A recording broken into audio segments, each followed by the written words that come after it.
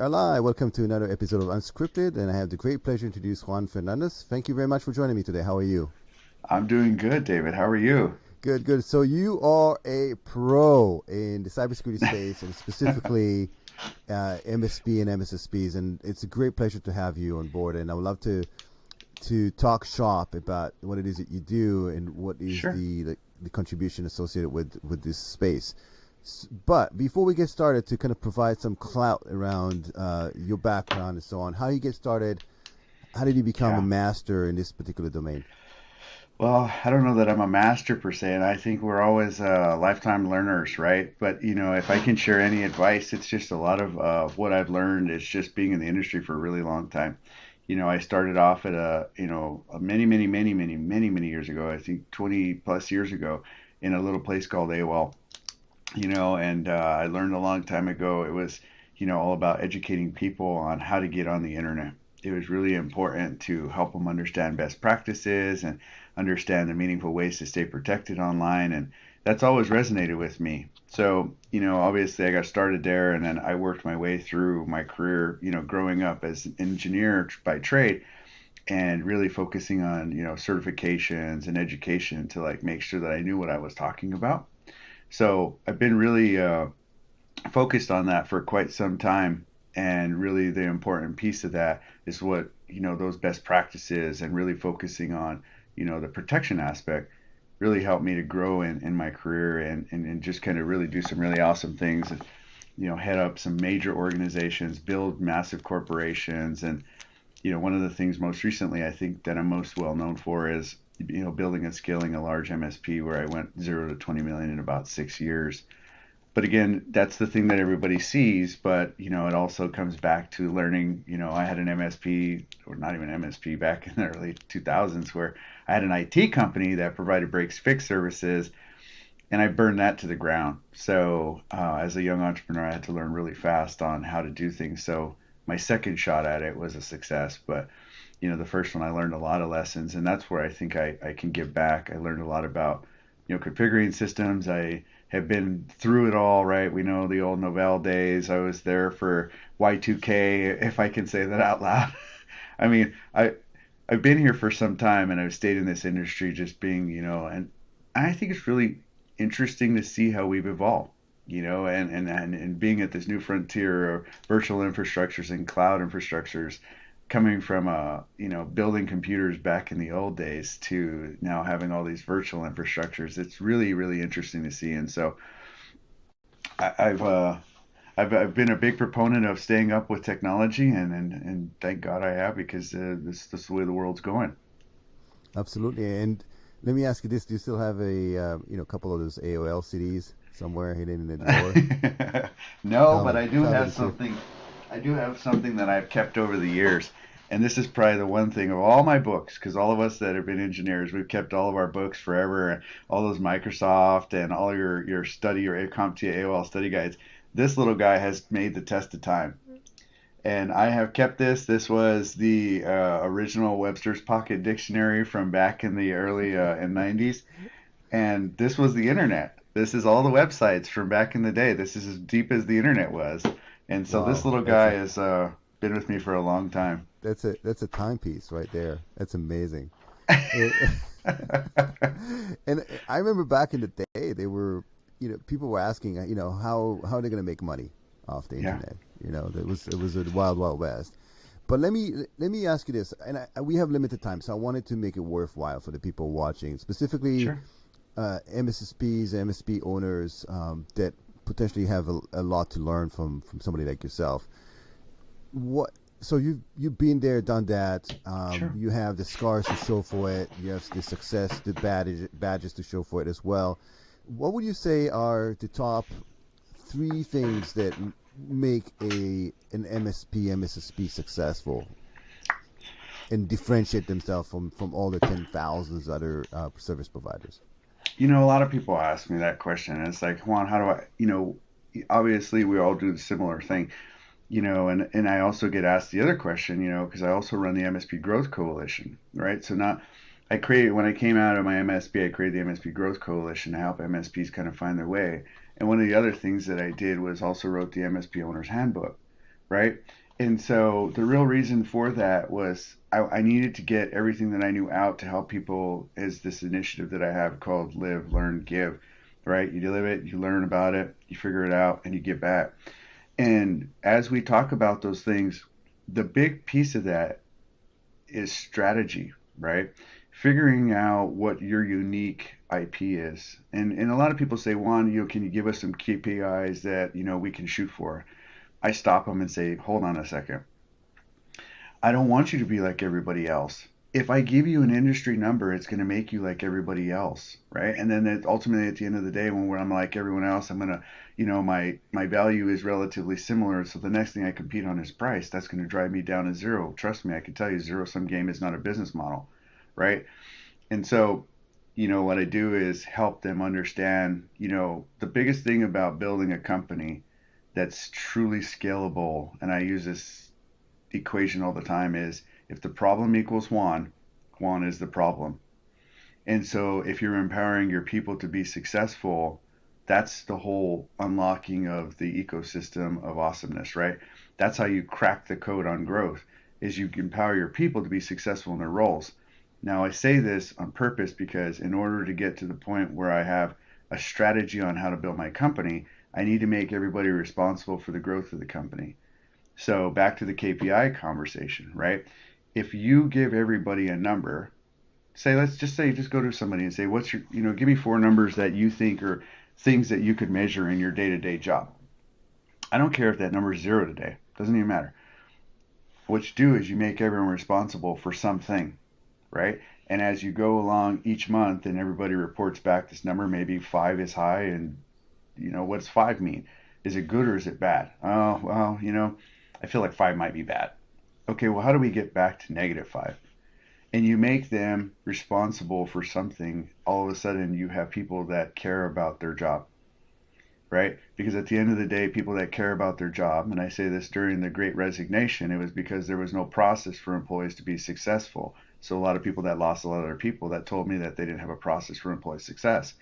Ultimately, that tells me they don't have a process for customer success.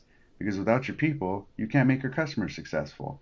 They're going to be unhappy, and that's going to rub right into your customer experience. And so when you make your employees feel like they're needed, when you make them responsible for the growth of the company, and you're fully transparent, you all of a sudden land up with these great things called KPIs. And those KPIs are unique to how you do business, not how the world wants you to do business, right? Or the industry is telling you, here's how you should do it. Because even if the industry tells you here's what an average KPI looks like, that's still like so unattainable, right? I can't get there because I have so many things that have to change to make that happen. Well, that's perfect. That's because you're unique. Stay unique. That's your competitive advantage.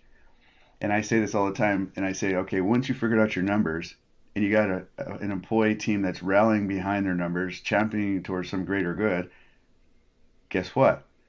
Now you have a sales and marketing campaign, because now you can illustrate how you're uniquely different than everybody else. And I bet my headphone just died because it's connected to my phone. So No, it's still on. that's the whole point behind how I tell people to do it. So focusing on your employees, giving them meaningful, actionable aspects of ways they can achieve success within the organization, and then they feel responsible for their division. That's the thing. And I'm like, when a problem would go through that and it'd line up at my desk, I'd be like, hold on a second. Can you explain how you got to me? Because that seems like I have a problem, right? I talk about using a slot machine as an analogy. I had to figure out how to put the quarter in, and the dollar came out every single time. And inside of that, when you think about pulling the lever down and you see it spin, if I don't hit sevens every single time, why not? Right? There must be something going on inside of the mechanism that's not giving me the output. So maybe I need to go look at that number and assign that number that's failing to somebody to make sure that that number always hits, so that I always get sevens and I get the dollar.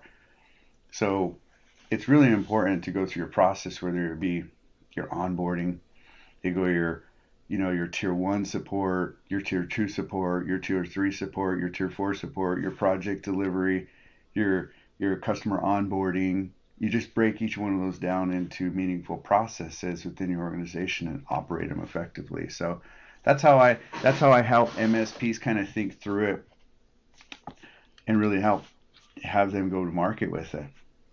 It's amazing to me that you didn't bring the word technology at all in this whole narrative.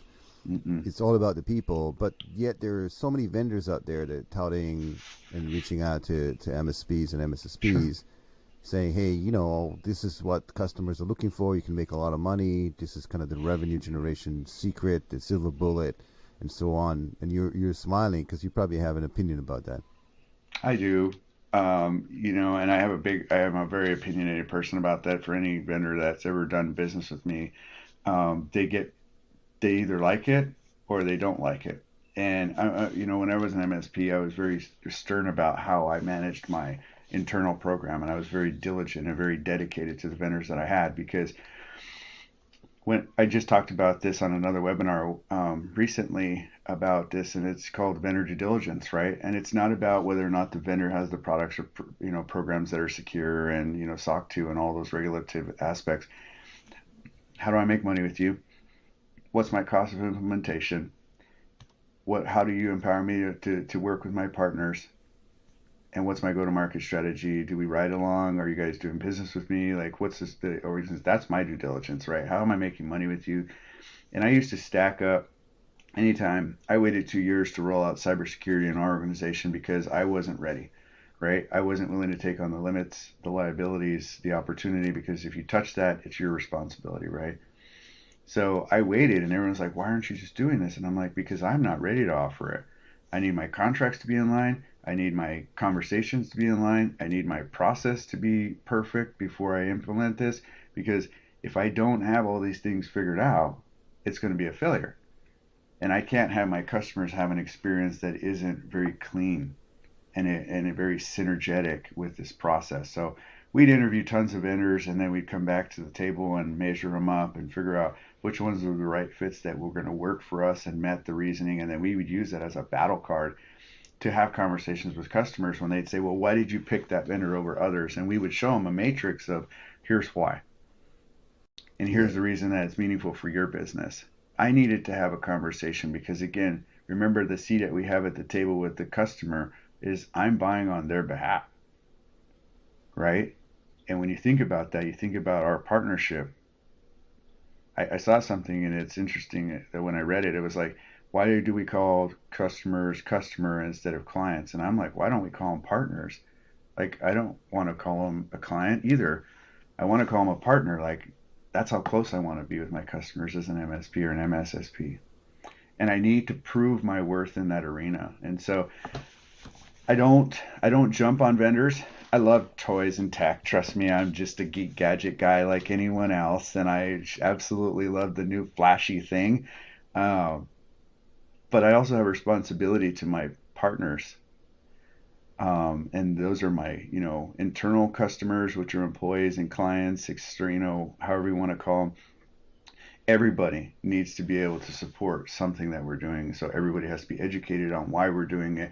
They have to be educated on how we do it. They have to be educated on the support of those things. And that takes time, right? So I can't just go and grab it. And I said this on another interview. Did you just add an S to your chest? And I know we love to just be like, we're Superman and we have everything and we're come to save the day because I have this new product. And it's like, you are not. Hold on, MSSP. Hold on. We just got MSP lined up. Hold on. Don't put that other S on there just yet. Hold on. You better make sure you're made of iron before you do it, right? Like you can take a bullet and you're faster than the speed of light. Like you better make sure you are able to do that, because if you're not those things, then what are you, right? And you might be out of business. And that's the biggest concern by grabbing something that you're not ready for. It's like touching a hot frying pan. It's like, hold on. That thing's really hot. Make sure you got an oven mitt on, right? So, and that's where I caution MSPs when they're looking at stuff like that. Like, I know it's flashy and sexy and you think it's going to unlock your business and this could be the one thing I add that just sends me through the roof. You better have a process for doing it. Trust me, like a good solid process. I added $2 million in net new revenue when we turned the key on cybersecurity. And the reason that I did that is because I knew exactly what customers I was going to sell it to. I knew my talk track. I knew the exact approach. I knew exactly how we were going to educate them. I knew the need that they had, and I knew exactly how we were going to penetrate that market. I did it as a budget control item where I said, look, we know if we turn this spigot on right here, this is how much water is going to flow. Here's how many people we're going to need. Here's all the things that I need. And I encourage everybody that's out there to think through how you ingest vendors and what your go-to-market strategy is for those types of things. I can see a lot of challenges there, though, because as you mentioned, sometimes it's the shiny object. Yeah. Sometimes you get requests from your existing customers asking you, "Can Sure. you solve this for me?" And then on the flip side as well, on the other side of the fence, you have all the vendors are saying, "Oh, we're channel first, we got you covered."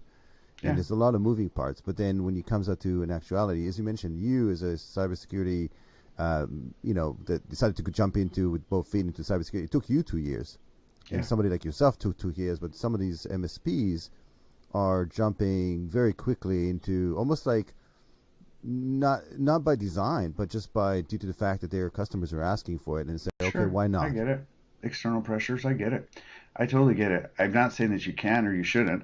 I mean, if you're at that point where you feel like you can pivot that fast and you're willing to bolt it on and you have the expertise to deliver it, or you're bolting onto a partner that has the expertise to deliver it and it's really an add-on, sure, by all means. But make sure you have all of the limits and liabilities covered. Like the one that's going to get you is the one that was going to land you deposed on a courthouse steps, right? I mean, it's the worst thing to ever be sued. And you're like, well, I didn't know. Just know before you go, right? Just look at all the angles of what your liability is. Make sure you're checking your insurance policies and make sure you're covered before you step into that arena. That's my biggest opportunity there. When I see them doing it all the time, and there's nothing really that wrong with it. Just be more diligent about why. And from a cybersecurity perspective, it's Sure. such a fast-moving target, right? Mm-hmm. If ransomware wasn't a thing, really 2 years ago, all of a sudden it became, front and center. Then now you see cyber insurance that has certain requirements associated with them. So all of a sudden the customers are freaking out. How do you make sure that you keep abreast of the current changes and allow you to offer back to your clients or partners, as you mentioned, Yeah. and being like the go-to person for that, and make sure that you have all your bases covered? I think one of the slippery slopes is we say yes to a lot of things, right? I talk about this in my cybersecurity sales masterclass. And one of the things is, we often hear the term, a jack of all trades, but a master of none. And I challenge everybody in masterclass to become a master of some. And I'm very meaningful about that in all aspects because, I couldn't have been good at being an engineer or a programmer or a technician if I didn't fully understand how it worked, right? And so for me it's really a danger ground when I'm stepping into an arena that I don't understand completely. I need to be able to understand that at 100%. Like when I started off at AOL, the reason I went and got my A plus was because I couldn't fix a computer. I didn't understand how to fix it, but I knew if I could fix the problem.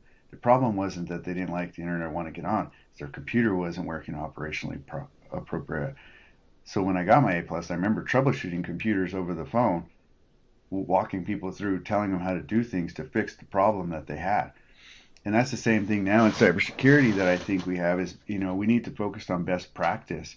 Internally in your organization, how did you implement best practice in your organization? And explain that story to your partners externally. Like that's a big thing. And that's why I say a lot of people may not be ready because maybe we don't have best practice stitched up internally. And there's so much liability in that.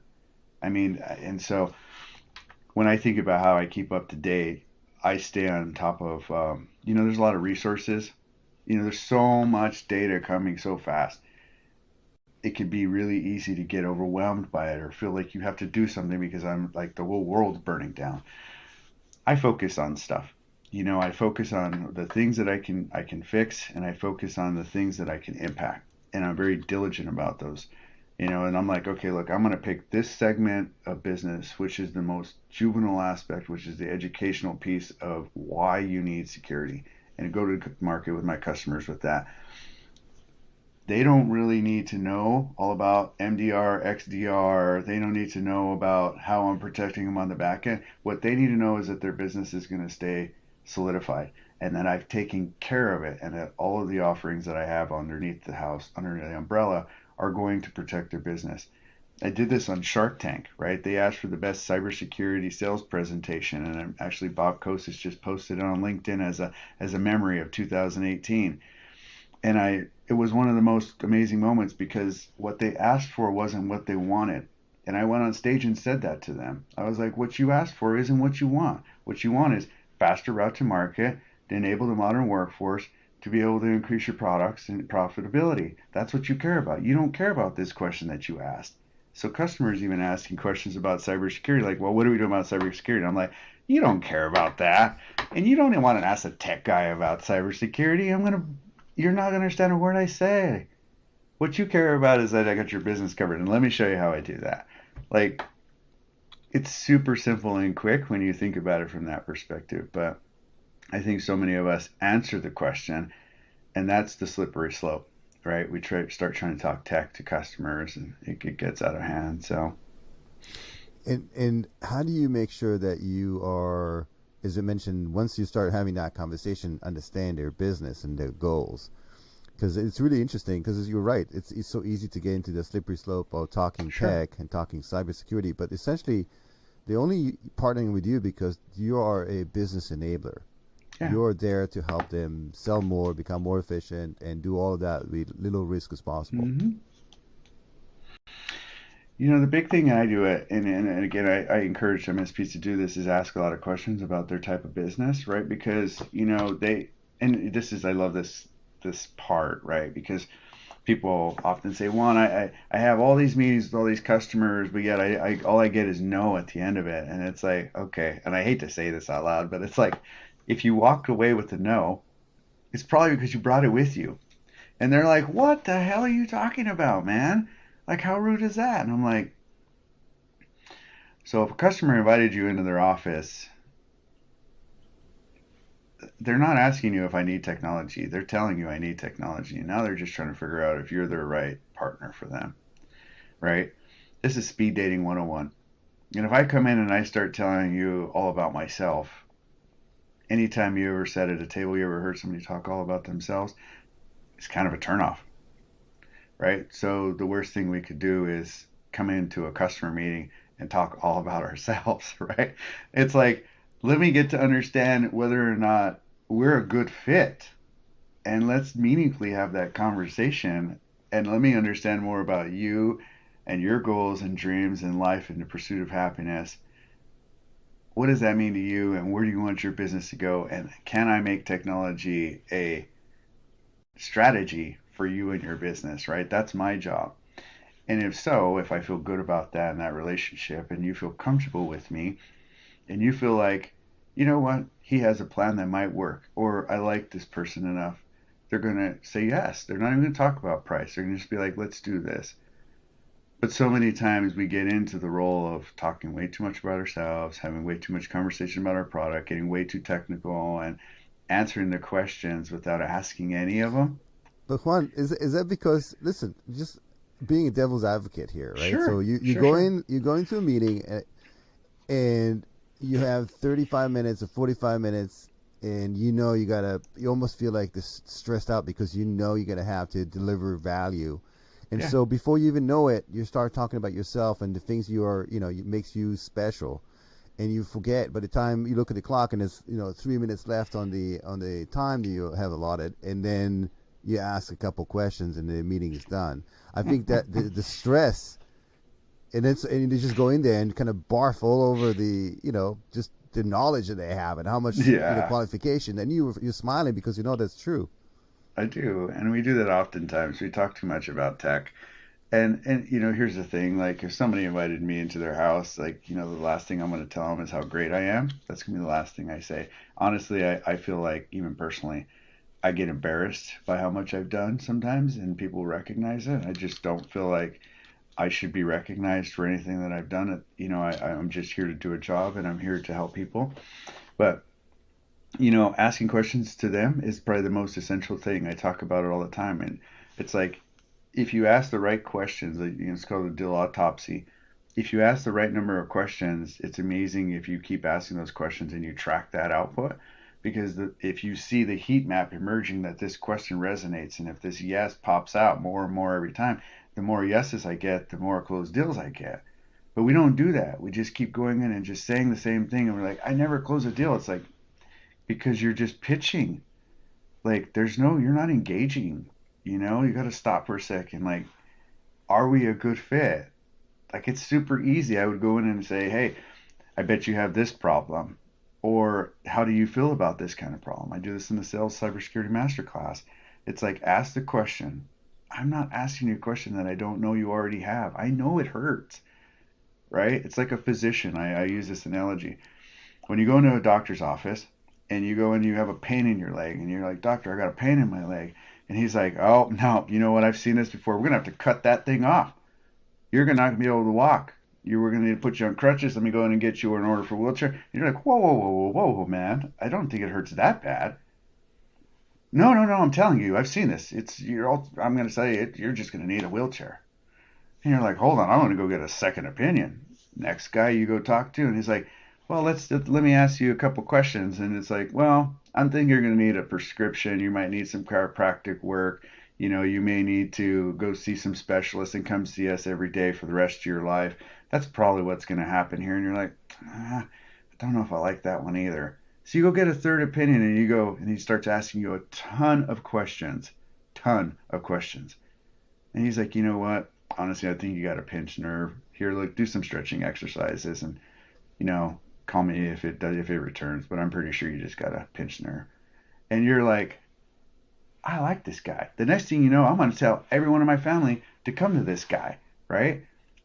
That's how this works, right? So if you're prescribing wheelchairs and crutches, then you should slow down a little bit, doctor, right?